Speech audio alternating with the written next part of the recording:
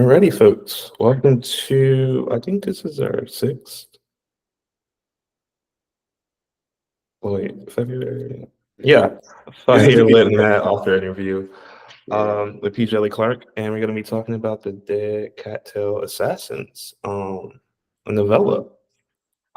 As many of you already know, how great and talented Djeli and famous he is. But I'm just going to hand it over to him to itself to give a short little intro, because I feel like sometimes when writers have to talk about ourselves, it's one of the times that we're really honest. And so I can hype you up all day, but it's like, who you want the world to know you as. Okay, so yeah, I'll try my best at this because I'm terrible at intros. Djeli Clark, I write stuff.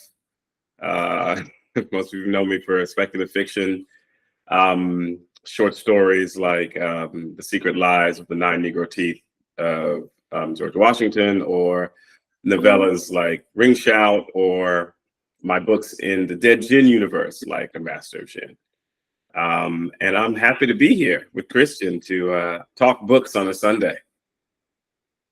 Yeah, and just in case you all don't know, Djeli Clark was one of the founders of Fiyah Mag, just connecting the dots, triangulating for folks to see the greatness, the legacy that's all connected here.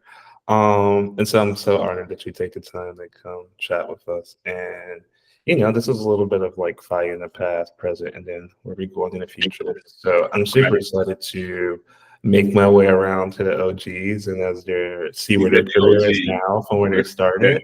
I mean, we have a whole history page if folks want to go and read it and all of that. But yeah, it's a lot of the people who started, are no longer technically at the mag.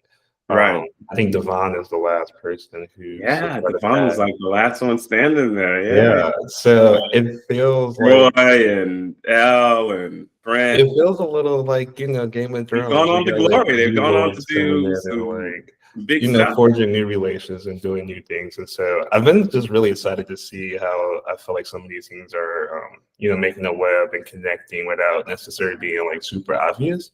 But I was just really interested in like just kind of elevating that people can see Fiyah as like this a catalyst basically, and also a convening space for Black writers all around the world. Right. And just a quick question: did you like? I just want to know, like, what was your thoughts like? I mean, I read the the history page, but like, what were your thoughts and stuff when you were really first doing this? Did you think it'd be? We're almost at 10 years now. I think next year or 2 more. We're close to 10 years. With Fiyah, no, I had no thoughts. So this is how it all happened, and people know this story. I was on my last year working on my PhD. I was in Nowhere, Pennsylvania, literally at a school called IUP, doing a fellowship so I could finish up, get done. And there was just a lot of, and me and Troy Wiggins, one of the other co-founders, we just used to kick it all the time, talking about being Black writers and being often in the Black writing space, which was mostly, at the time there was a lot of indie writers, which we appreciated, who were putting us on. But then we also saw there was this larger spec fic world with paying markets who paid a lot of money. And we were like, we ain't over there. Like, what's going on? What's the disconnect, right? That space does not have people who look like us. And so for a long time in the background, we were just plotting. We were like, how are we gonna get published in this place? What do we need to do to get our stuff out? And we would just sit there in the background texting or sending emails or wherever, back channels, just talking about how we could break in. And I had started a writers group called FizGig early on, right? And FizGig's entire purpose was to get Black writers into this space and not only get them used to sharing their work with other writers to get great critiques, but really also to push their works, if they were ready, into the pro markets. Like, this is where the pro markets are. This is how you can get in there. This is how long your story needs to be, right? And we were constantly pressing. And some of the people in there were people like Troy, people like Devon, people like Brent, Al. They were all people that folks know now from Fiyah who were in that group. sometime after that, I'm sorry, I'm giving you right a long version here. Sometime after that, Troy came up with a group called NSS, right? Which I can say I helped name based on Zora Neale Hurston's Uptown Literary Group. And so that came about. And while all this was going on, we're constantly having this discussion. You know, stuff is being talked about on Twitter. In the middle of my dissertation thing, I say, hey, Troy, like, what if we started a Black spec fic magazine called Fiyah, right? Just like Zora Neale Hurston and them started their Fiyah back in the early 20th century during the Harlem Renaissance. What if we did something like that? Funny, like, we just had like subversive, right?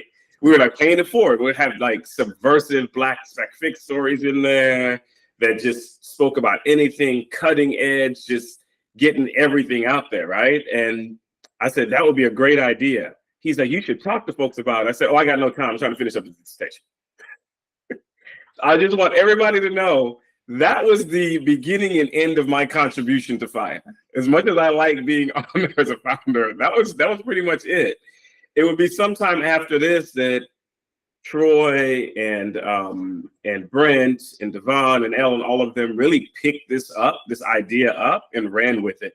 And of course, who was very helpful was Justina Ireland, also an author in these spaces, who actually put up the money. Yeah, that material funding is important.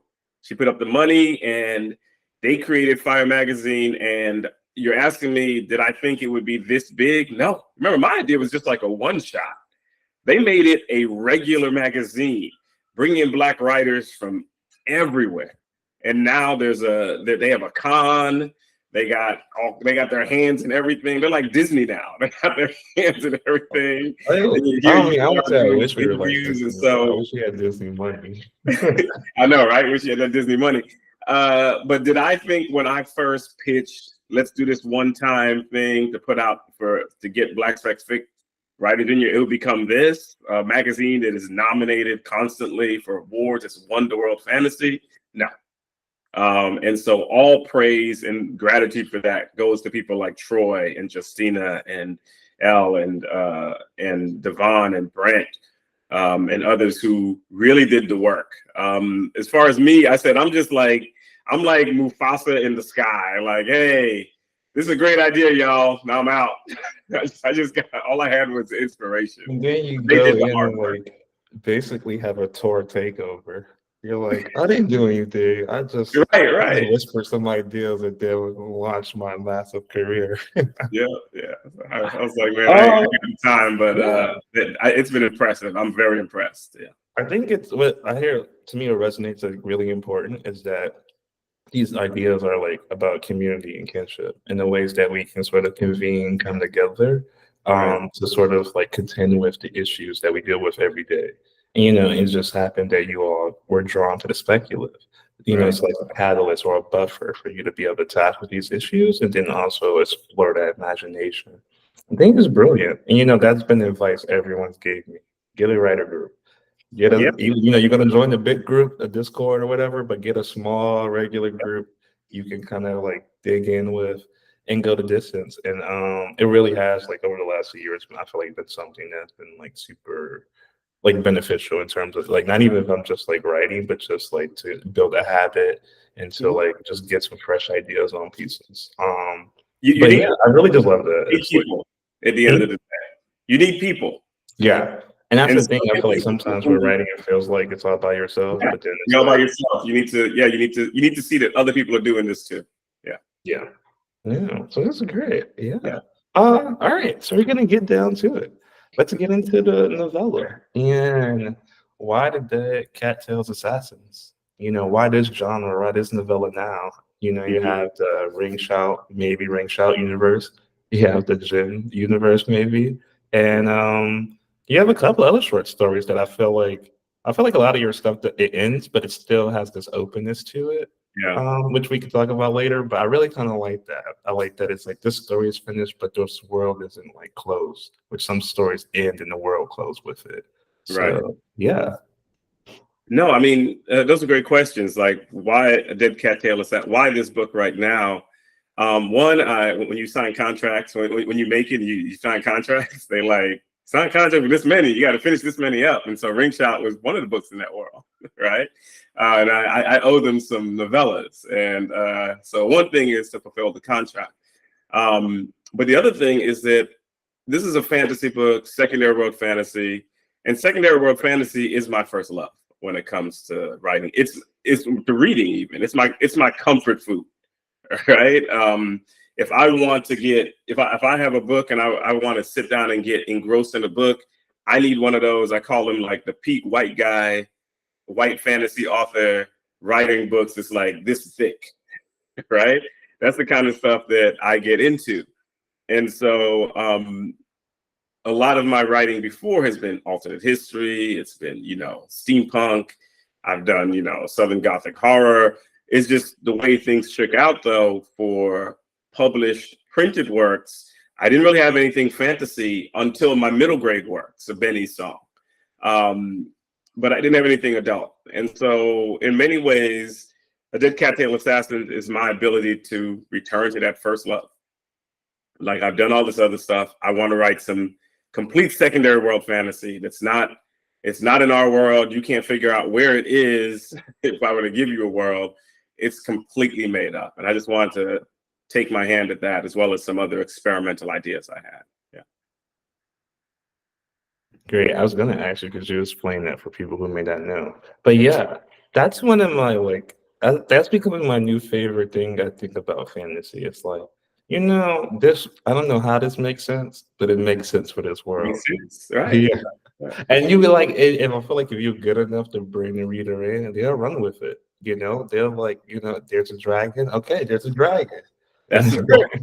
That's the trick. I always say, can you sell this ketchup popsicle to this woman in white gloves, right? Mhm. You can put anything in there, but can you sell it, right? Is it something that the reader is going to want to take? And you never know. But I always tell people, if you have an idea, the chances are, and you think it's too much, it probably isn't. Yeah. There's probably somebody out there who wants to see that. Yeah. True. I agree. Okay, cool. My next question revolves around the process. Kind of like concept of publication. How does it come up with this? Well, I know the contract probably pushed you to make it a novella, but was it like, when you first came up with the idea, was it like, oh, this is a novella, or this is like a universe that I can write a novella in, or was it a short story that evolved? Obviously we know the edits and the copy edits and all of that, but now you're kind of on like a virtual book tour. And so maybe what's the difference between COVID pandemic era book tours and I guess maybe pre a little bit? You got any sort of revelation on that? Did anything change? Did you notice anything? Because I feel like you've been not consistent, but continuous throughout what I consider the really pre-COVID Trump, and then after that era, after that Obama era, I feel like it shifted a little bit. The post-Obama era shifted a lot of things. Yeah.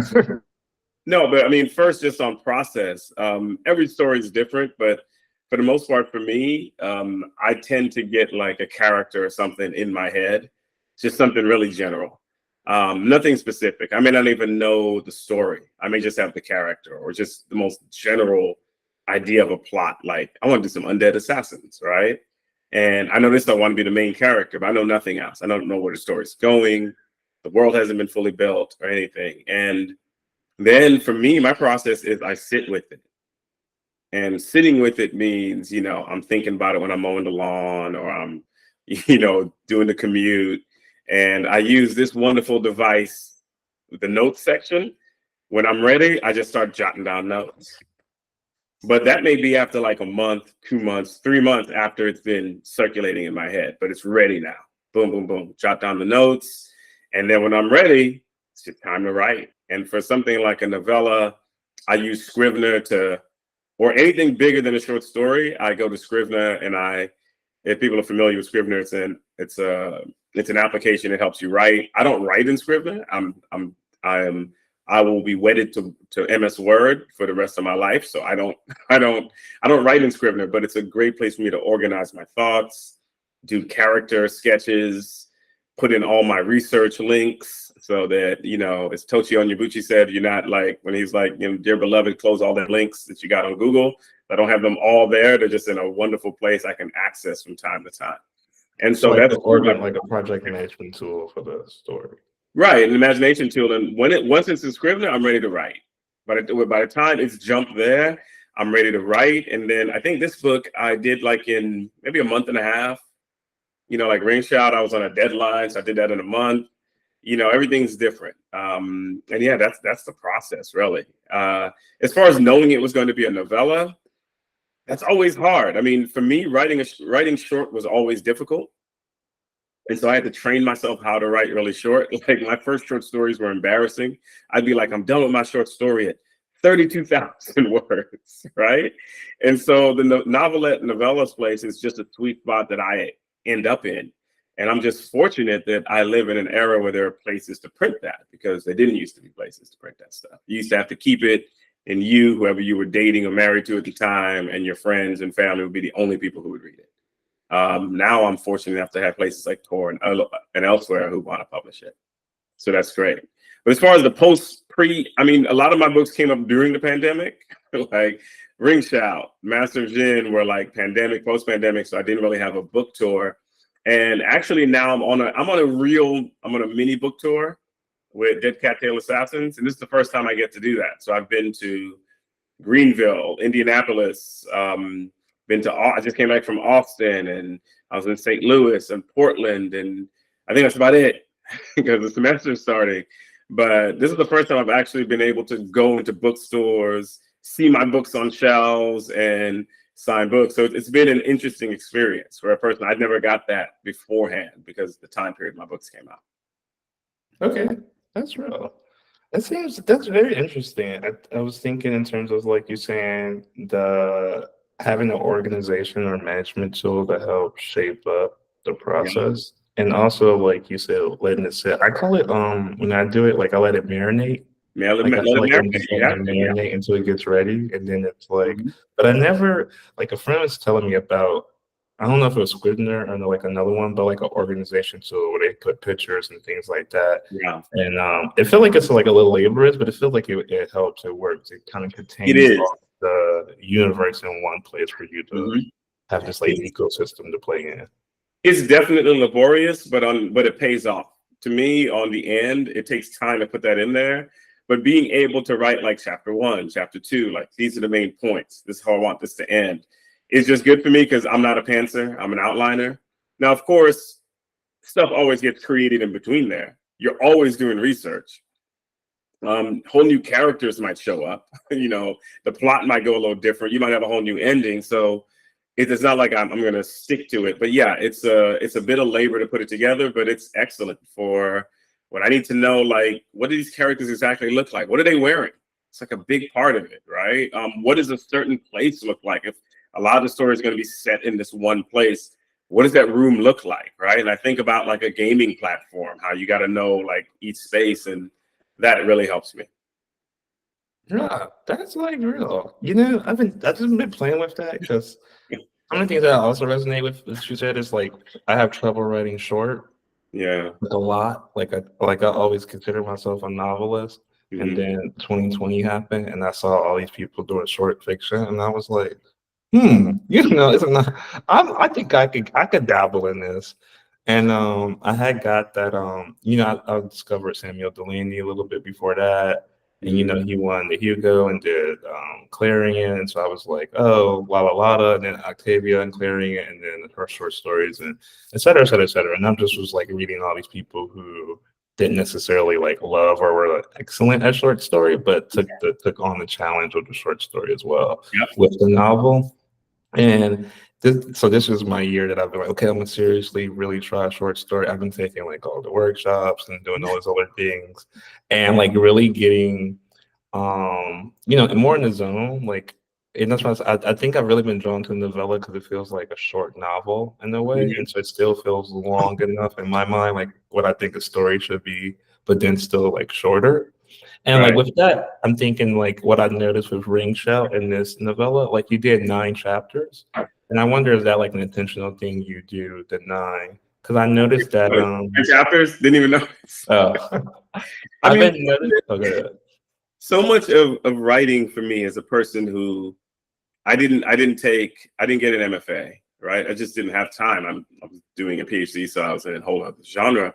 Couldn't take creative writing. I never even took workshopping classes. Now, all this to say, I wish I had, all right? I'm not saying like, oh, don't do it. No, go for it. If you can do those things, great. But a lot of how I learned to write, I realized was kind of like if you know nothing about hip hop, but you know when the beat should drop, you know when the bars should end. It was just almost intuitive, right? So when I started writing, I would just know like, oh, should be how a chapter ends. This should be how long it is. This should be the structure. I remember it was only a few years ago when I started having to teach on this stuff, doing workshops as a writer, where somebody was like, so is your party is your story a 3 or 4 part structure? I was like, a 3 or 4 part what? Like, I was not aware of it, but I was doing it, right? And so, like, just like you're telling me now, I didn't even notice that they both ended on 9. There must be something I'm doing subconsciously that says like, oh, this is how long it should be. This is where the story should this is where the pacing and the plot should center and end. And who knows why? I wish I could tell you because it would help me when I do Yeah, workshops. I mean, it's just I like to close read and pay attention to patterns and Yeah, like feel that's like a it's good point, what's though. Yeah. happening. And so, what your story also reminds me of is another story and another writer that I like. It's Philip K. Dick Yeah. and his story, Minority Report. Okay. Yeah. And so your story was giving Minority Report Okay. vibes, and then how quick y'all move. Y'all both move Yeah. so quick. He used 10 chapters and you used 9, and I think the epilogue. And Yeah. so y'all almost moving at the same pace a little bit. And I it's mean, very, very interesting. that's Like, very much a part of the genre. That's a part of the book. mhm. Those things I got to know. So, if you're writing a novella, like some people have asked, like, would you have made a Dead Cattail Assassins a novel? And I said, no, it would have been a different story. It could not move at that breakneck clip in a novel. That would be exhausting, right? The novel has to stop, slow down, do these different things, go into different characters and places, perhaps. And there are ways that you can, with a novella or a novelette, you can move at that fast pace, right? But you also get to do more world building than would be allowed in a short story and more character development, right? And so novellas allow you that, but they have to move at a certain speed. Not all of them, but mine anyway, especially for this story, had to move at this Yeah, speed. I was gonna say ring Yeah. shot in this move, like they're like, I feel like it's more of a snap because it's like, oh, Yeah. it's over, and you'd be like, okay, like you have a really quick pace, it pulls through, and you Yeah. do like, I really like it's like just enough world building, and then you also, I think, you're very good at like having something happen with another character. I don't know, you're doing this triangulation. It's the main Yeah. character, it's the side character, and it's the issue. And so they're Right. triangulating through the story. And And there's again, I nothing. noticed this from Ring Show, and I'm noticing it in this one as well, with the main character and their ship, the person that they're going to ship, and then the goal, the issue right at hand. And so they're triangulating through these points, and there's just like, I think it's like I said, Philip K. Dick does it as well, and I think I think Minority Report is a novella, or it's very short. If it's not a It's very novella, it's short. Yeah, it's very. almost I think it falls really, in really the close. category. Yeah. And But no, so I think part that's of the- interesting because he triangulates right off the back too. So right. it feels like this is a start that I'm just picking up and like I wish identifying. that I wish now that you tell me, I wish I'd written all this down to like. No, it's just me noticing things. Yeah.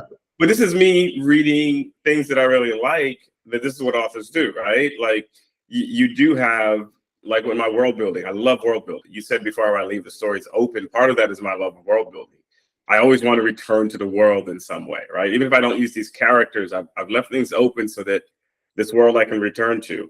The art of making sure that the world feels fleshed out. I might mention, like in Dead Cattail Assassins, something's happening in a place called Eastern Galat. I don't know anything about Eastern Galat, but the readers don't know that, right? I want readers to use their imagination and think like, oh, this world must be big. It's expansive. It's physically big. It's complex and it's rich and it has all these little details. And it's a matter of picking on those, giving people enough so that they can feel that without overwhelming them, right? And so what's really important, food. Food is one of the secret world building tools. I'm giving it here for folks who might be creative. Make sure you get your food down. Everyone eats. Food varies over different cultures.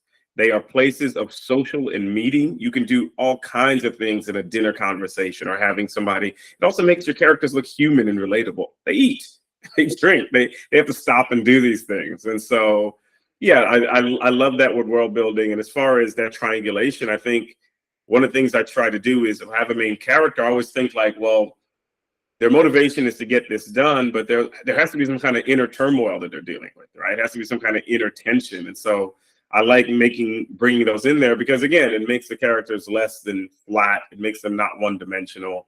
It makes them, something that people can relate to, or something people have an interest in knowing more about. Yeah. And I find it to be, even if it's slow paced, that the triangulation comes. I feel like it's I don't know, maybe to me, I've been really getting into psychoanalytics and like how people form like formations and improvisations. And so to me, it kind of maps onto a story a little bit because you're trying to take how people engage in the world and like sort of tell a narrative through that sort of engagement. Exactly. And so I just been like, as I've been learning that more, it's been helping me sort of see these points out in stories a little bit more. And so that brings me to, as I mentioned earlier, the chapter 4. I feel like with the first three chapters. What happened there? I gotta know.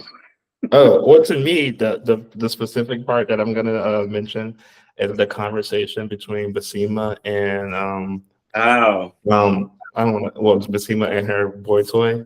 Yeah. When the main character comes in. This is a spoiler-free interview, by the way, folks. And I feel like, I don't know, some of these parts, I feel like it depends. I feel like it's so short and quick and moves through, like, some of these things feel important, and I'm like, oh, maybe not. But the point is that the main character comes to visit their boss, and their boss is obviously being a human, as you mentioned. And through that, the world gets built out. And it's like, I really like how you had the main character listening on the conversation. And with the narration, it's like a close third person, I believe.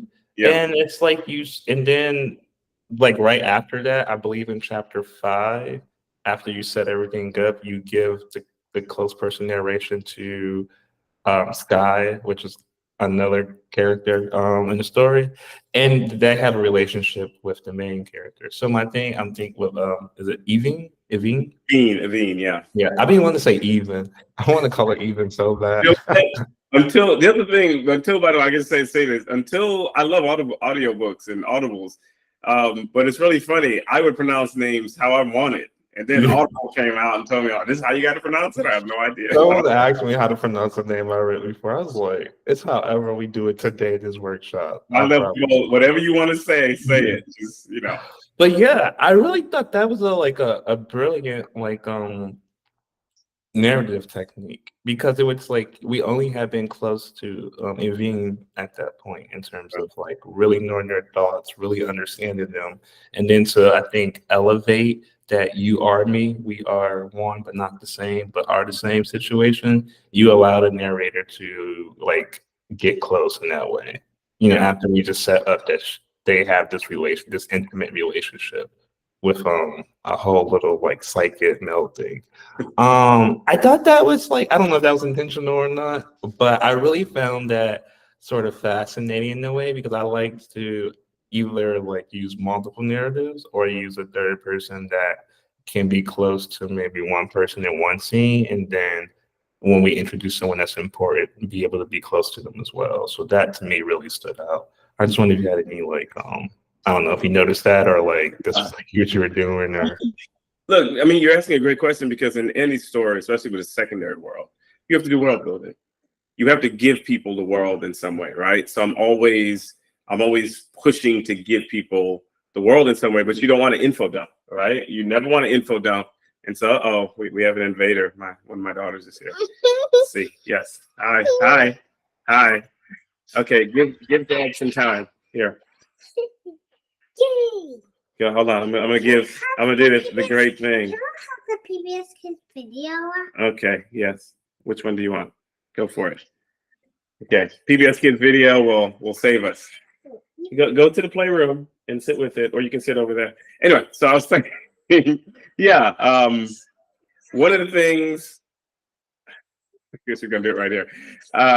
Yeah. Anyway, going back to I lost my train of conversation. Well, we can talk about how it's like to write when you have children, because that's a whole other world that I have. I mean, I think that also would be interesting. No, But I was just world to mainly discover. just thinking about narrative and Yeah, about how you. it can be inspirational, but also like, what was I doing again?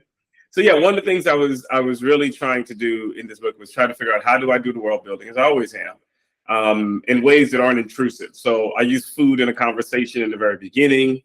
But I also tried to experiment with this idea where, as you're reading this story, it's actually a story within a story, right? Because you need to know the story of the Clockwork King, the Pirate Princess, and the Golden Bounty. And what I want to do is create this story that's part of a history of this world, but it's also a contested history where people have different versions, because that's how history often is. And I wanted to slowly roll that out, right? So that in the beginning, you get little hints of it, but you're not told what is actually going on with the Clockwork King and what everything is about and the shimmer. That's not really revealed until maybe 3/4 into the story. And that was an experiment. I said, I don't know how this is going to work. Some people are going to be like, I need to know this earlier, right? And so part of that scene, for instance, with Basima was to give people a little bit more. And because this was my way to roll out this story slowly, I got to do it in different scenes continually with different characters who all know a bit of the story, but we as the reader, well, you as the reader, don't know, right? And you're trying to figure out this thing that everybody else understands bit by bit. And so it was just this way of, that's also part of world building, make this a fully fleshed world, and the understanding that they all know it. You just don't know because you're not from here, right? They take all this stuff for granted. It's just background noise for them, but just having them slowly roll it out over time. So I got to do that in multiple spaces in different ways, and I'm glad to hear it worked. Yeah, no, for sure. I think to me, what stood out the most with that sort of technique was like Sky and the Yeah. circumstances around Sky not being from that present time, but being from another time. And so now we get to understand the world as is by the clashing of Right. her coming into play. And so to me, I thought that was super brilliant because it immediately like took all the info dumping into like it can be like how the character reacting to X, Y, and Z, how the character is communicating about X, Y, and Z. And I found that super fascinating because I think about that all the time. And it's like, I was in a workshop with Susan, what's Susan's last name? She does the Fiyah Awards with L. Sorry, I can't remember her last name right now. It starts with a P, Trinidadian writer. But the thing that we're talking about is word count and how many characters to have within the word count, which I find to be like, I know that's probably a simple thing, but to me it feels so brilliant because I was looking at my short stories and it's like, why do I have like 6 to 8 characters in here? This is a novel, this is a novella. You know what I mean? This is not a short story. And I was counting your characters and I was like, there's just enough like for you don't get overwhelmed. You don't like, it's not like, what was that character name? Or like, and then this was something I noticed in Ring Shop too. You know, it's just the main character and like, you know, a minimum amount of friends and a love interest, you know, just enough to keep the world, not to say there aren't other people, but it feels like it was just enough to hold the attention of the reader. And I feel like that's something that was played really well as in the novella. Like we have this main character, and I feel like you gave her enough supporting characters for the reader to care, even though, you know, we didn't know everything, which you probably would have gotten in a novel in the first three chapters by then. But I do, like I said, I feel like it was a setup. Like you did build this up a little bit, and then it was just like, here's a little bit more sample. But I do feel like when you got a little bit closer to this guy, it provided another sort of, I don't want to say distraction, but it was like, I don't need to know everything because now I'm knowing a little bit more about Sky. Yeah. So, you use the right word, distraction. As a writer, you're often doing a lot of distractions so people aren't like, I'm bored now, give me this thing, or I want to know this. And what helped with the novella, as you were saying, because it was such a fast-paced novella, because I get to introduce these different characters and I try to make them all like the different assassins having their own different, different styles or whatever, methods of killing you, personalities. I think all of that was kind of like a, kind of a sleight of, basically like, look over here, because I haven't told you everything about this world yet, to keep people from doing that. So you're right. It was a lot of that times were a bit of distractions because that helped people not want to know, or they want to know, but if they weren't getting bored with trying to figure out, tell me more about the Clockwork King and the bounty and everything. And I tried to wrap up in there. So you caught that. Yeah. Those are definitely attempts at distraction. Yeah, I find it's an interesting technique and think it's like super useful. And to me, it worked really well because I'm sort of like, when it comes to world building and magic systems, I'm like, how does this work? I know, How right? does this make sense? And you know it, and it doesn't really. And I feel like also in Ring Shot, you really don't be giving no explanations, like No. like hardcore. And they're like, but it works though. It's like it's feel like it's just soft enough, but not like too soft that anything could happen. It feels within like a sort of like groundedness, but it's very interesting because we don't know all the rules at the same time. You don't have to. And Yeah. I do this when I do writing workshops. I haven't done a whole lot, but I do writing workshops because I often get asked about magic systems. I said I think because some books are very good at telling you about their magic system, and I like that when they really go in depth and they tell you every little thing, like this is how this world works, this is how the system works, this is how the magic system works. I said that is good if that is the central part of your story. If it's really important for people to know the magic system in your story because it's central to the plot, because something's happened, for instance, and they're going to take away magic or something like that, so you have to know, or there are these certain limitations that everyone needs to know because the magic won't work, or they need these different tools, then yeah, it's important for you to give that magic system. But in something like, the Dead Cattail Assassins, this is a world where magic just exists. It's background. It's like electricity, right? It's just everywhere. And so just like the average person doesn't need to know exactly what happens when they flick on this light, how does the electricity current, you don't explain that in a book, right? When it's there. I didn't feel that I needed to explain how magic worked in this world because everyone there takes it for granted the same way. And the story itself is not centered on magic systems, right? The biggest thing that people need to know here is that when you're an assassin, you have these set rules. So that was much more important to me. What are the rules for assassins here? Who can they kill? Who can't they kill? What happens if they mess up their job? That was much more important to me than me explaining, how they have sky bison, how the sky bison floats. Right? Like it's like you elevate that and then make that mundane. Right, exactly. And like very good point. Mundane is just every day. And the reason you need to know about the assassins is that Sky doesn't know this. And so for her, it's really important. She's learning new information, but she doesn't even know how sky bison fly. They just do. Right? And so, if I was, if this was the last airbender, it's like the last airbender. I don't think we ever found out how Appa flew. We just know he flies. But we understand bending perfectly, right? Because that was central to that story. And so I'm doing this because I'm being long-winded here because I tell this to people who create. I know people will tell you, oh, you gotta, you gotta, what is it? Show, not tell. And you gotta make sure you put down this stuff, magic system. No, you need to do what you need to do for your story.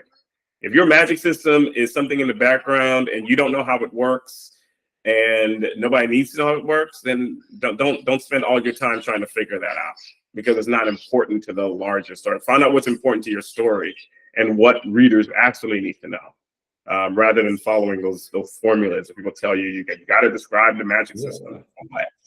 I find it interesting to think about that as an approach to hard and soft magic systems. I feel like sometimes when I think of the character of the world, I think about how the magic system is used, or how magic is utilized, but I didn't think about it like, or then I guess I had to decide to tell a tale, but like tell a tale and decide use the magic system as like more of a tool and not just like within like the brainstorm or the imagination of like what can happen. Right. I find that very, very interesting. Okay, thanks for that. For at least for me. I think the other thing that I wanted to bring up, which I found super interesting, which I don't know if this is something you're intentionally doing, but I feel like is related to world building. It feels like a lot of your stories aren't like intro stories. they're not like pilots where the person discovers they're the one or discovers they're kind of magical and or something of that sort, which is I know kind of popular in the speculative field. But again, this also reminds me of Philip K. Dick, which is like it feels like it's just a regular everyday person, and here goes some shit happening. So it's like I just wonder if that's part of like like you said, the world is so open. You flesh it out enough where you don't have to do an origin story or like. I mean, I haven't read all your work, but I feel like I think of those short stories and novellas and the stuff I read. It feels like this person is already living their life as like whatever's going to happen, and then an issue occur within that happening, not the happening, and then the person becomes that person because of the happening. Right. No, that's a good point. I think it depends on the story. So my middle grade novels are very much I mean, it's not, it's not literally, I open up a Schiffer robe and I end up in Narnia. It's not that, it's not a portal fantasy, but it's definitely the character is living their everyday lives, and magic and so forth exists somewhere else. And they are going to get thrown into it. And so it's much more, but it's because it's a coming of age. It's because I loved those kind of books when I was younger. I love the books where, who doesn't, right? You want to be that hero or heroine who's sent off to the magic school or goes off to something. And so, that in a sense, you want to be the hobbit who goes off on his adventure, right? Even though he's just had his regular life. And so that story is like that. But yeah, a lot of my other ones, like Master Jin and the others, there tend to be people who are already in this. They've already been doing this. I like people who are professionals, like Fatma and Master Jin. She's a professional. She knows what she's doing, right? Maurice and Ring Shout, she's been killing demons. And this one, Aveen has her thing, right? Now, something shows up to throw them for a loop, certainly. But they know the ins and outs of this world already, right? They haven't been thrown into it. They don't have to learn it. It's just very different for them. And so, because they're more grown up or adult, you feel like, and you're not doing it. Do you feel like because it's an adult? I thought about that. That's what I'm doing. I hadn't really thought of that, but it may be, I don't know. Maybe I like my adults to be professional. I believe in professionals, by the way. If my plumbing's broken, I call a plumber. Right? And they don't feel over. It's not like they feel overdone or like they've already like stopped growing in that sort of adult way. So I don't mean it like in that like no, I hear what you're saying, not but still coming of age or not still figuring themselves out. Yeah, been bitten by a radioactive spider and need to figure stuff out. Yeah, right? Yeah. I haven't that kind of. I find that fascinating. I don't know if people do it as much anymore, but it feels like unless it's like hard fantasy, it feels like epic fantasy. I feel that might work better.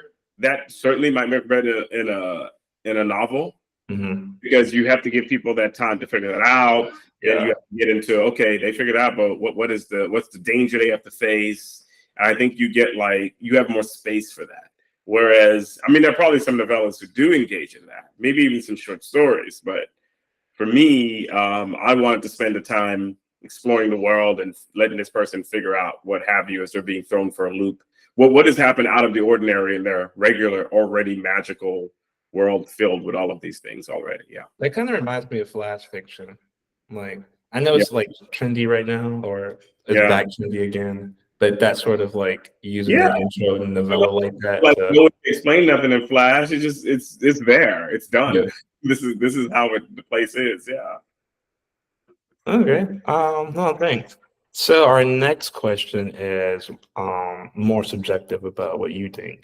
Do you have a favorite character or scene, and why? In my book, From the Dead Cat Tales Assassin. You have so many books. I know I have several scenes. Like there were several scenes of just whichever one you feel with it. Where's he? Good. Sorry, you broke up there for a second, and then my daughter was playing PBS Kids too loud. But I suppose the scene where the fight scene with the quads is probably one of my favorites, just because it was fun to like introduce these assassins and their interaction with Aveen. It was a lot of back and forth, a lot of clapbacks by Aveen, them trying to come at her, and then her going back at them. And so it was really a way to establish Aveen's because you knew, like, okay, she can fight, right? When you saw it, and that she is actually good at what she does. So that was, the scene where they're finally at the Shimmer is probably one of my favorite scenes. And there's another fight there with a character who really gives Ivey a run for her money in many ways, right? So another thing, you got to make your characters vulnerable. No, she can't whoop everybody, right? Or she only escapes by the skin of her teeth. And then, not to give it away, the basically last part of the story where it basically turns into an arbitration scene, but I get to introduce two goddesses, and I get to play with language there with my goddesses in ways that people might not expect. And I'm nothing I love more. I think you said it earlier in fantasy, and bringing in things people don't expect to be in fantasy. Like when I first read Kai Ashanti Wilson, and he has AAVE in there, right? He just has Black vernacular English just as part of this fantasy world. And I knew for some people they're like, "What's that doing here? That's not supposed to be here." And so I like bringing that into fantasy because so often certain people, certain faces, certain way people talk have been told should not be in fantasy, and I'm glad that we're breaking those barriers. So probably that was one of my favorite scenes too. Okay. What you said really quick reminded me of the James Baldwin quote where he says don't quote me quoting him, but this is maybe a paraphrase. But it's like the role of the artist is the same as the lover to show you what, or if I love you, then that means I have to show you what you don't want to see.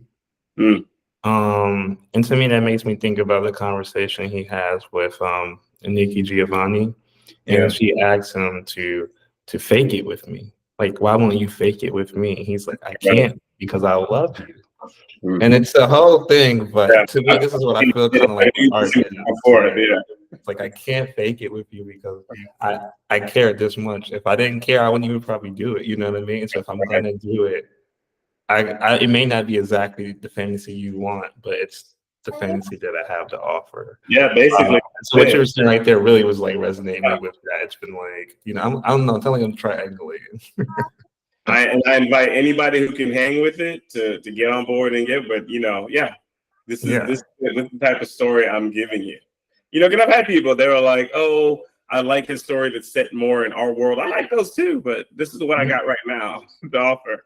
Yeah. And the story, and I tell people, I had somebody who's like, "So in the story, were you trying to speak on the development?" I was like, "Hey, I'm gonna stop you right there. This story is for fun."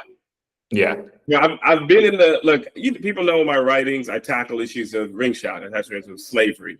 I tackle issues of racism. I tackle white supremacy. I tackle issues of colonialism and master gent, right? It's a very anti-colonial story. I talk about these things. I said, here's a story, and I know I hear this from blurred spaces a whole lot. I don't always agree with it, but I hear it like, how come we gotta, every time we see a Black story, it's gotta have slavery in it? I teach on slavery, so that argument is never gonna, I'm a professor of slavery, so that argument is never gonna work well with me. Yeah, Anyway. I always get it either, but yeah. I've heard it as well.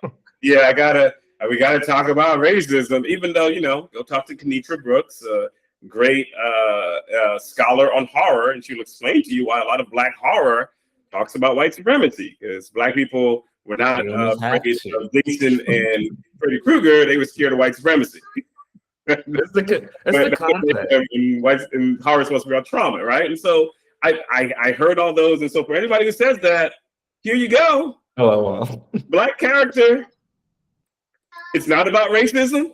There's no colonialism. It's not our world. It's just Black. That's all. She's Black. She's whooping ass. It has none of that. This book doesn't even have much politics in it. Sure, I could get into, there's a little politics there with, the bad guy tends to be rich and powerful. That's not really original as far as politics go, right? They're wealthy. But you don't want to hear slavery, colonialism? None of that in here. Yeah. It's a completely different world. None of that in here. It's a Black character.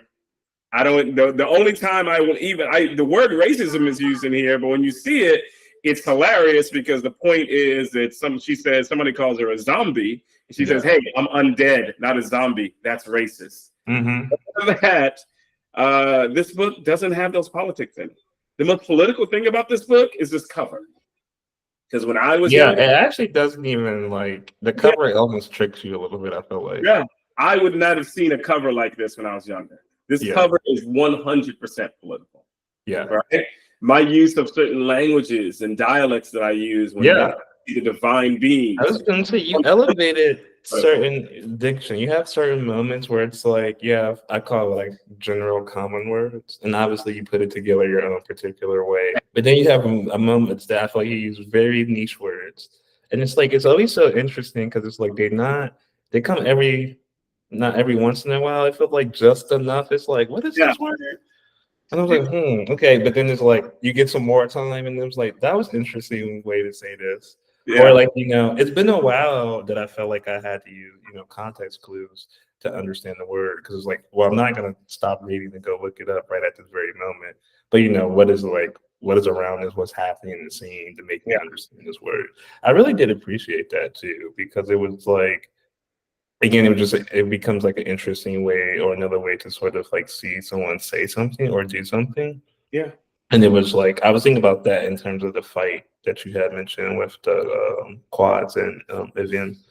And like, it was an action full scene, but I also felt like you handled it pretty well in a way that it wasn't like overcrowded or it wasn't like, I wasn't entirely sure what was happening. Yeah. And then I feel like it's also like, it started out where you're showing like physical, and then you're showing the ways in which like magic, the character also uses magic like a little bit after that. Like you said, different kind of styles of that. And so I also felt like the magic was never really, I don't want to say like consistent, but that kind of worked for it. It was like one of those worlds that like it's so many possibilities that you don't know exactly. Magic is so present and it's complicated and it's such the background. It is just, and I get it. Right? It's like electricity. You flip on the switch, and no one sits around thinking. Well, the people I guess who are electricians, they do thinking about how the current and everything works, and that's how magic is in this world. How you use it in so many different ways. If you were to, I really found it was like a language almost, like the imagination. Like how does that happen? Aveen would basically say, "I don't know. What do I look like? A sorcerer?" It just does, right? It just works. That's not my job to know, and that's how I wanted to create this world. Definitely, yeah. But I also wanted to bring in a lot of like a part where like that's racist or so forth. That's like I purposely do that at times because I play around. I like bringing in modern terms, and so there are a few modern terms in here, like a few slang words and so forth that I use quite on purpose because I want people to think, this is an interesting. I want people to relate to this world, so it doesn't start sounding a lot of these and thous. Again, it's the type of fantasy story I want to write. There are certain fantasy stories. I think that's been a popular trend recently. Yeah, you use language that's not necessarily the characters we use, but have a context with the present. Exactly. Yeah, I've been seeing that like a lot of fantasy stories or science fantasy stories play around with that. Yeah. No, I think that's cool. Okay, the other part with that question is, did you have a favorite character? I mean, at the end of the day, my favorite character is Ivey. I mean, just I think you might have been the first person to say the main character is their favorite. Yeah, sometimes I have a side character. Like if this was Ring Shot, I would say, "Oh, Sadie's my favorite character," right? But in this one, it's Ivey because I guess I got to make like often my main characters might be a bit more serious and they're trying to understand. But there's a way that Ivey has all my side character hits and everything in the main character. She's irreverent. She's a morally gray character. She's an assassin. She kills people, right? It's a morally gray character. She's also a character who's undead and had her memory wiped, and so it's like she's creating her own personality. And it was just fun to write because she's not a character I have to wonder like, oh, what would Ivey do here? I already know what Aveen's going to do. It's always going to be the flippant, anti-authoritarian thing to do, right? She's like a little Deadpool meets John Wick, right? In her attitude. And so yeah, she was my favorite character to write. Okay. Well, folks are lucky. She's the main character. So yeah, she's the main. it would be Basima. Oh, Boss. okay. She Only kind of gives me dominatrix vibes. Yeah, because she's domination. She's like she's the ultimate cougar, right? And she's Yeah. also, I loved her dress. I got her in the Firefox fur coat. Mhm. You know, she's well dressed. She got all the jewels. She's blinged. She got like the grill, and she got the blinged out in the teeth. So she was one of my favorite characters to write. Okay. And she's Let's see where she's we like at. hard as nails, no nonsense. But she's also got the young lover and the whole nine. Yeah. And she was. I feel like she still was fair. I feel like the first real introduction you get of her. Yeah. Wow, it doesn't go the way of the main character. Yeah. Wanted to. It still was like. Well, me, she's like, okay, right? Yeah. How else is it gonna be? Yeah. Where we at? Okay, so our next question is, do you have a preference between short stories, novellas, or novels? Great question. Again, I have to gravitate towards novellas, but not because I have any deep-seated reason. It's just where when I started writing shorts is where I naturally go. So I had to train myself how to write a short story, as I said before. And so novelettes, novellas, especially if I'm doing fantasy, seems to be where I want to end, right? When I wrote A Dead Jit in Cairo, that's where it ended. And often I would have to cut and pare down to get it to short story status. But it seems that that's where my brain that's where my creative abilities wants me to be. And then after that, I guess, novels are great. They're just tedious. But probably after that come novels. And then the last one will probably be short stories. Okay. That's most people. I feel like one, two, maybe the last three people do all three. Yeah. Which I find that I think I don't know if that's the regular case with folks, but it seems like a lot of Black authors are doing short fiction, novellas, and novels, and some even poetry, and editing too. It seems like. Which I don't do. But I'm finding it's like multifaceted. Like if you like, I feel like sometimes one person is just one type of writer. Up until like I would say 2010 or so, you had a novella, you were keeping it for yourself. Nobody's publishing novellas. You had a novella, it was like people used to judge it was an impossible thing to sell. It's so wild. That's almost what I know Tor for now. It's like right now, thanks to Tor and thanks to others, we now have places to put them. But let me put it this way: The Black God's Drums was written before A Dead Jit in Cairo. It wasn't until I published A Dead Jit in Cairo and Tor that Tor came along, and my editor at the time, Diana Foe, it did well. She said, "Do you have anything else you might want to do?" And I said, "Oh, I have this thing called that I already had," and that's what happened. And so that's how that ended up getting published, right? And so, I have my preference, but I think we are all now able to dabble in those things because there's a place to actually publish them. Yeah. That's right. Let's see where we are. Our next question is, okay. How do you feel just concerning representation? I feel like that's something that asks all the Black authors because we know how it can be used to maybe like as a one-off example. Like there's only like a handful of Black authors, and but I think about it in comparison to like the Black Spec report or the data reports we get from publishing, where Black people make up 13-15% of America or the Western market, and then we only publish that 4 to 7%. And that's it wavers depending on each month, each year, et cetera, because it had that little boost in 2020. And so I always think about that, like with these odds like already stacked against us per se, what does it mean, or what is the point to make our characters Black, or like quote unquote tell our stories per se? And when you see sometimes too, I feel like even now we saw that someone changed their characters to white and they got a book deal and an Amazon movie deal. Which is like, I didn't think that happened anymore. Like I didn't think but it was just like, it's wild. I mean, I'm happy for her too, but like look, when I started, there were stories that I published that I know could not have been published just 10 years ago. When Ring Shot was published, people were like, "This is a great book." I said, "Yeah, Ring Shot could not have been published 5 years, I think, before it was published."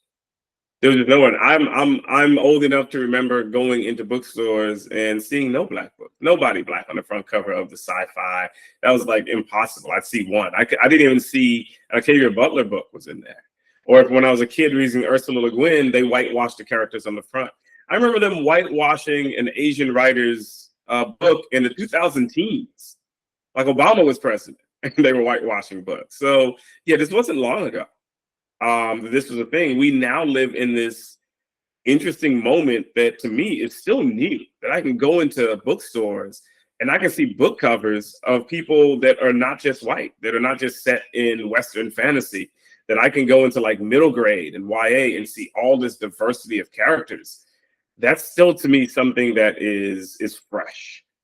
I don't think it's gotten old yet, right? And I guess some people have been born into it or gotten used to it or have come of age reading it, but that's still some new stuff, right? And so to me, it's still important. There was a study done pardon me, like Fiyah came out in part because of I think it was Fireside Fiction had done its first report showing like that Black writers were nowhere in the pro markets. One of the reasons that Troy and I, as I said earlier on, we had noticed that before people did the reports. We would be reading short stories in big fantasy and sci-fi magazines and trying to guess if the person was Black. Oh, the things we did, they're Black. Their last name, I don't know. Let's look them up. We were just like stalking, trying to figure out. And we weren't trying to put together a report. We were just trying to know, is this person Black, right? And based on the characters and the story. And it was rare that we were finding them. Or if they were, they would have named people new. N.K. Jemisin, right? Or somebody like Victor Laval or something. They would show up, but they were like 4 or 5 names. Nalo Hopkinson, somebody like that. Oh, you knew those names, but nobody knew. Nobody you didn't know. And so, yeah, this turn that we've had, and it's great. I'm happy for it, but you know, it's happened because people kept trying to open up the door. I mean, literally, Troy created NSS, and we created Fiyah partly for the point of so we could jump from into those spaces, and it kind of worked, right?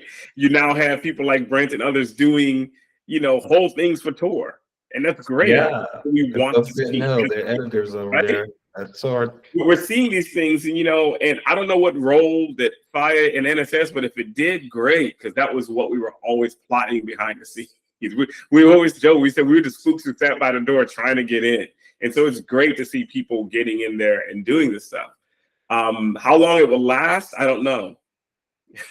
I've seen backlashes, right? You had Obama for 8 years, and you saw what you got. You had the end of slavery. It reminds me. So I don't know how long it's gonna last. How it's on its third cycle of being in pop culture again. You know, we had it before when it first came, and then it's like it's so interesting now. I think when what was it, 2018, 19? Yeah. With N.K. Jemisin, when the Broken Earth trilogy was like, you know, everywhere, everybody was going like madness over it. Yeah. And I went to a virtual interview thing with her, and because it was COVID, and so people wasn't meeting. They just had stopped meeting now and then started going all virtual. And we had talked about Afrofuturism, and she was like, you know, she never really thought about the term too hardly. You know, it wasn't nothing like really focused about shaping up her story. But she was like, you know, when it came along, she was able to sell her books and get this money. Yeah. And it was just very interesting about not letting, you know, the category define what you do, but using that as an opportunity or, you know, working with the market to get your stuff out there. And I found that like highly fascinating. Somebody asked me the other day if I thought that because I always tell people we live in this golden age of television where you can get on TV, you can see nearly anything you want, and it's well written, it's good, and how much of it is sci-fi and speculative? Tons of it is, right? More than I had when I was growing up in the 80s. It just didn't exist as a kid. So, you know, I was talking to someone, they were like, do you think that's taken away from writing? And I was like, absolutely not. I said, every Marvel Black Panther, right? Every Lovecraft country, every HBO version of Watchmen with Black characters is a way to open it up for Black writers and other Black creatives and other types of things, whether they're doing comics or they're doing illustration, whatever. When people, the more that normalizes, this is why you talk about representation. Every Black Ariel, if people will be like, oh, I don't want to see why they got to make the popular white characters Black, because the character is popular.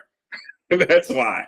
That's why having a Black Miles Morales as Spider-Man is important. You get eyeballs on that.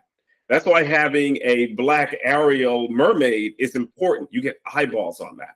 And all of those things opens the door up for young people who may not have thought. There's a whole genre of folks who will say, the first time I created characters, they were white. Writers, artists, and so forth, because they didn't see those characters. I wonder how much that's not happening anymore. How now, because creatives is like, well, I grew up with Black hobbits and Black this, and so I know I can create this stuff. I didn't imagine them as white because that's all I saw, right? And it also opens up on a business level because, hey, these industries are not gray. They need to see that those things succeed for them to say, I'm gonna have some more of that. And when it doesn't succeed, you'll say, okay, no more of that, right? And I tell people like, yeah, we're part of the rule. We gotta follow them. Sorry. What'd you say? I didn't hear that part. Oh, sorry. I was like, I tell people all the time, it's like we're not the exception. We're part of the rule. We gotta like, when it's happening, it's happening. We're not, it's gonna be that Samuel Delaney who at 17 won the Hugo. Sure, when they come along, great. But I think for the rest of us, it's like it kind of shows like what living is, what life is. It's like you have to push yourself out there. You have to kind of when chances come, you got to take them because you don't know. You got to keep pushing that door open. None of this happens by chance. It's because people keep pushing. I always say the Black Panther movie didn't happen by chance. It was people grumbling over and over again that made Marvel take that chance, and turns out it did well for it, right? And so. Yeah, I think that's interesting too, because I was in an interview with Wale Talabi. He was saying that it's a long game if you're gonna be a writer. And I was like kind of talking to someone because it's like if you from the outside, you would think he just blew up out of nowhere. Wow. But everyone knows he's been grinding for years. Yeah. And that's what it's like, but you don't see it from the outside. You just because I think we tend to hear water. We tend to hear the stories because those are stories that media likes. The person who first book ever, here's all this money, it's gotten a movie deal, then everybody, that becomes the baseline. But no, the baseline is more like Wole. The baseline, I think, is more like me. Started writing, took 10 years before I got my first short story published. Took another 6 years. So 16 years before I got that big break at Tour. And so I've just been riding that for the past 8. Right? But I was writing 16 years before that. And I didn't get my first short story till about 2010. And then between that, little short stories here and there. Right? And now I'm fortunate enough to have, fortunate or curse, as far as people say, to have book contracts. Right? But it takes a while. Some people, it doesn't take that long. I don't want people because that can be discouraging. People gotta wait like 16 years. It doesn't. Yeah, but it's something about patience or something about that. Wole and I were coming up in a time when we didn't have Fiyah magazine. Right. We didn't have this access to some of these larger pro markets. We didn't have people looking for us like this, right? Like I'll always remember, like after Fireside Fiction wrote that thing, head of a really big major magazine, a great person came to me though and said they felt really put out because when they saw the thing, they've only had one Black writer in years, and they were like, we just don't know where all the Black writers are, and they're hiding. Come on, man. We have this thing called the internet. There's whole spaces. Yeah. Right? What do you mean you don't know where the Black writers are? And so, that was part of it. And I love that one of the jokes I made when I think Fiyah had like its first or second issue, I was like, where did you find all these Black writers? What arcane sorcery guys do to find these Black writers in your magazine? Because I've been told nobody knows where they are. Right. I'm being sarcastic here that nobody was looking for us like that. And so I want people to understand that any gain that's made, it's because the writers and creatives have been pushing it. It's not done out of the goodness of anyone's heart.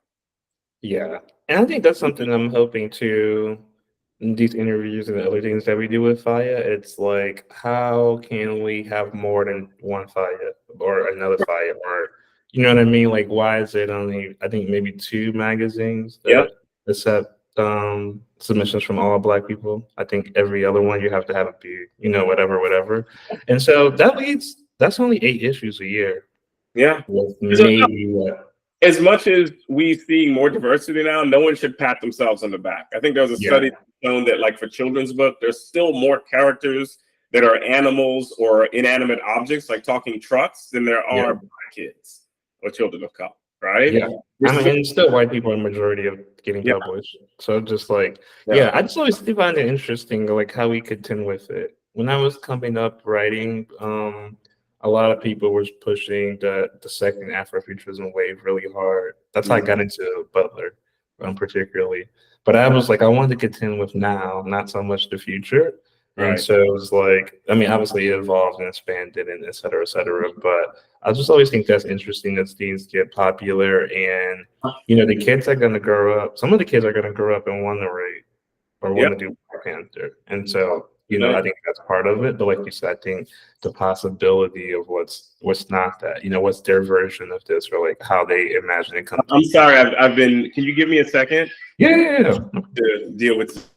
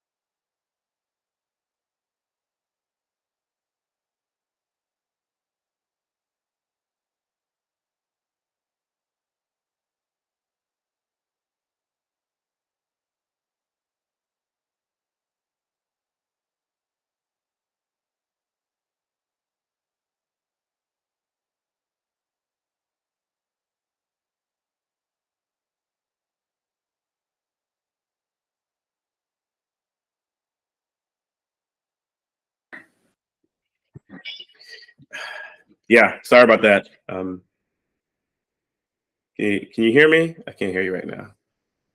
What happened with the volume? I think your volume is in. Are you muted? Wow, that whole time. No, that's fine. Sorry about that. No, it's okay. We're all okay. We're gonna get there. Yeah. Okay. So, last question. Last question. Oh wait, no. Sorry. Wait, is this the last question? Sorry, 2 questions. What can we expect from you in the near future? Let's see. Just finishing up copy edits on my second middle grade novel, because it's a trilogy. And so Benny's Song Part 2, Benny and the Kingdom of Gold, very West African, Central African centered, African diaspora centered, fully fantasy world. Like, definitely not our world, though. You can tell where the cultural elements come from for that. So that's what I'm working on. And let's see, I owe Tor another novel, so I don't know what that's going to be. We'll see. Adult novel. And I have some novella ideas. I have a novella that is, best way to describe it is Captain America meets Raiders of the Lost Ark, but a heroine with metal arms. Okay. It's set in the 1930s. It's anti-fascist, and it's set in Ethiopia during the invasion by Mussolini's Italy. So that is the thing that's one thing I'm working on. Then I have another novella idea I haven't started. The best I can say is that somehow it's going to be centered around food, and it's going to be set in Houston, Texas. So that was going to be, Oh, yeah. that sounds interesting. You know, when Fiyah had a food issue, I was just like, Yeah. I don't know. For some reason, I didn't really think about it at first. But like when I read the stories, it was like you said, it's really a masterful. It has masterful utility for world building. Yeah, It really shapes up culture, personality, et cetera, et cetera. And you win. It's so mundane. It's Yeah. so I mundane. think that's what helps. Every food is part of humanity. Like they even say, like, you know, as pre-humans, like we may have sharing food may have what allows us to develop our brains to be communal creatures and all this and social understanding. So yeah, food is, I mean, think about it. How many times a day do we think about food, what we're going to eat for dinner, lunch, breakfast? No, Well, yeah, for food takes sure. a And lot I'm of like, our thought I pattern. like to cook with folks too. It's a communal thing. I was like, I'm really just thinking about it. I've like kind of thought about it, and like if I have a scene with it, but like what does it mean Oh yeah, about you what gotta food eat is food. in that world too? I find that Food interesting is to interesting. contemplate with. Cool. Okay, our last question is this is my favorite question. So Mhm. instead of asking you what would you say to your younger self, the question is what would you tell yourself in the future? And I bring you back for after you win many more awards and have many more tour trilogies. Yeah, what would you want to say to yourself now? And we're gonna replay it then. So when I bring That's you back, we're gonna pull this I up guess and what I try to tell myself now is to enjoy this moment. So much of it can get bogged down in the look. You're happy to be here, but it's also now work. So you're also, you know, trying to get these deadlines done and copy edits done. I always tell folks, like, folks who want this, you'll like it when you get it, but also understand that it's like having, for me, it's like having a second job because I already have a job. But to enjoy it more, to remember that one of the reasons I did this was because I enjoy reading the stuff, I enjoy creating it, I enjoy watching and listening to other people read it or talk about it. So that would be what I would say the most. I know it's a business and a deadline's a deadline, but try to enjoy it more rather than I gotta get these copy edits in. Try to remember parts, yeah. My favorite part about that is like it's the old saying, you know, be careful what you wish for, Wish 'cause for, you just yeah. might get it. I love that so much because like we want it so bad, and then Yeah. That it's and then when you really have it, it's like, oh, this is what it takes to make right? this happen, to sustain this. Yeah, and you feel bad complaining because I was like, why am I complaining? People are trying to break in. You Yeah. feel like the worst person complaining, but it is work. It's You're a sacrificing some person. time to be doing something else for, right? And Yeah. now you're producing the product, and people got Yeah. demand on you. Yeah. I feel like it's different before when you first Let- come And into don't it. let It's them give like, you an I advantage. want my book. I want to be in stores. But now it's like you said. It's like people are like, if we need to make this money, babe. Like, Yeah, it's a where are business. these edits at? Can you get this back in time? Like, yeah. So I think it's like it's hard to really like consider it because you know it's just like you want to like have some sort of break. You want to like, especially I feel like some of it's so it's all feels very unknown, even though it's known. Like the whole agent thing, how like just getting something, people to look at it, whatever, and it's like, Me, how all that works. well, it just seems like everyone just like they put stuff, they go to a con or they find one on the line, and then they, you know, it happens to work in some sort of like Happens. mixture of like they And come you're to fortunate you. if you get a good agent. I got a great one, you know, and you hope that keeps on working, right? Yeah, and that's the thing is like it's a relationship, and so I Yeah, think that's also important you want them too. to read your stuff, right? Yeah, Like somebody was like, "Oh, this book is different from all of the others." Good, yeah. perfect. I do not want you saying, "Yeah, all his stories are exactly the same." No, it's good, different, excellent, perfect. That's what I want. I want you to say it's different than the others. No, I It's agree. like apologists, like, so you know, I like this one, but you should beware, readers. It's different than the others. Good. Yeah. Good. I want to be different. Yeah. Well, this concludes the interview. I just want to say thank you, honestly, from the bottom of my heart. This was just like It was like I hit you up a little last minute because I had some other stuff going on, but I think we really made it work, and I'm so excited to be able to. My goal is to start trying to write reviews about stuff, just to hype the books up and stuff. So I'm gonna try to hold myself to writing a review since it's fresh on my mind. I always think about it later, and then I'll be like, "Well, I'd have read this 6 months ago." Authors love reviews. Great I reviews. know that's what everybody. I know I should know myself, and so I've been trying to like review. Only tag me in the stellar ones. Okay. Tag me in a bad review. Yeah. Then I will be forced to block you into the Phantom Zone. Do not tag me. Yeah, I feel like your stuff is like generally level good. Like, you're just not telling a story. Write a bad review. Just don't tag the authors. That's real. Everybody has to love my work. If it didn't work for you, please write it. If I go searching for it, that's my own fault. Yeah. But if you've tagged me, hey, I don't like you. Look how bad it was. I'm gonna be forced to block you because that's what do you want from me? Okay, folks, we'll see you all at the next one. All right, thanks everybody. Yeah, thanks for putting this together. Yeah, no problem. Let's see. I can never always forget how to cut this thing off. Oh wait, did it not do it? I don't know what happened. I see the recording up here. Yeah, it says the call is being recorded. So you've been recording it the whole time. Yep. Yeah, you recorded it.